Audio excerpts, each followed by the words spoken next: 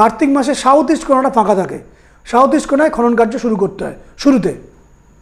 তারপর ধীরে ধীরে অন্য জায়গায়, শুরুটা কিন্তু সাউথ ইস্টে। অগ্রহায়ণ মাসে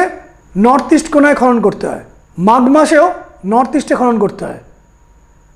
এবং অন্তিমে ফাল্গুন মাসে নর্থ ওয়েস্টে খনন করতে হয় প্রথম খনন। এবং খনন করে যেটি করতে হয়, সেই বাস্তুটিকে শুদ্ধ করার জন্য একটি হলুদ কাপড়ের মধ্যে 7 পিস সুপারি, 7টি পৈতে, একটি পদ্মফুল, বেশ কয়েকটি গোলাপ ফুলের পাপড়ি, কিছুটা গোলাপ জল, 7টি কড়ি,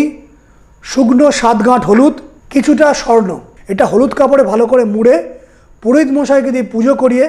যেদিকে বললাম খনন করার কথা, যেমন ফাল্গুন মাসে খনন করতে বলেছি নর্থ ওয়েস্টে, সেখানে খনন করে সেখানে যে পুটলিটির কথা বললাম সেই খনন করে তার মধ্যে ঢুকিয়ে দিয়ে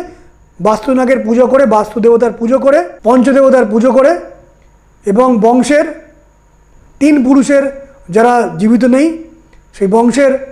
যারা পূর্বপুরুষ তাদেরকে সম্মান জানিয়ে পুজো করে বাস্তু খননটি কার্য আরম্ভ করা উচিত।